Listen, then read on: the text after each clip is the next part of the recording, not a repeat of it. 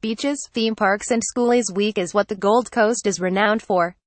But come Wednesday it will officially become the host of the 21st Commonwealth Games. It'll be the 5th time Australia has hosted the event. It's 28 years since New Zealand last hosted the Games in Auckland in 1990, but what chance is there of them ever coming back here? The 1990 Commonwealth Games was just the 3rd time New Zealand had hosted the Games, the first being in Auckland in 1950 and the second in Christchurch in 1974. New Zealand middle distance legend John Walker competing in the 1,500 meters at the 1990 Commonwealth Games in Auckland. Photo supplied, but the prospect of New Zealand hosting the event for a 4th time appears remote. The head of the New Zealand Olympic and Commonwealth Games Association is Karen Smith. The Secretary-General of the New Zealand Olympic and Commonwealth Games Association, Karen Smith. Photosport. She is also the Vice President of the Commonwealth Games Federation, which allocates the Games, and concedes there needs to be a groundswell of support to make it happen.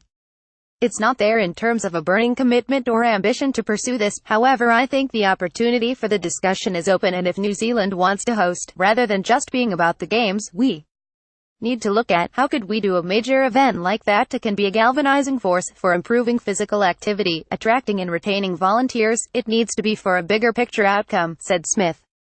A 2010 feasibility study by Sport New Zealand estimated hosting the 2018 Games would cost between $500 and $600 million.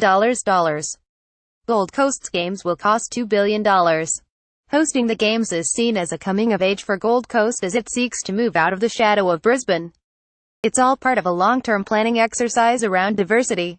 The Gold Coast is always seen as a great tourism spot, but it also has a great climate and is a great place for companies to move to, so that has been the emphasis for a lot of what we have done, said the Chief Executive of the Gold Coast Organising Committee, Mark Peters. We did use the corny phrase of coming of age during our bid process, but it's certainly a city of the future and has so many things going for it, and that attraction of more business is a key element of that, he said. If the New Zealand Olympic and Commonwealth Games Association were hoping a new government might lead to a change of mind about hosting a Games, then the new Minister of Sport Grant Robertson will take some persuading. I don't think it needs to be seen that the Commonwealth Games is the only pinnacle event for us. There are a lot of global events New Zealand could host, said Mr. Robertson. Minister of Sport Grant Robertson. Photosport. New Zealand has a track record of doing well, hosting under-20 World Cups, and we could be hosting a Women's World Cup, rugby or football, or co-hosting an event like that, so there is real opportunity for us to look at those big iconic events, build on what we did well with the Rugby and Cricket World Cups, he said.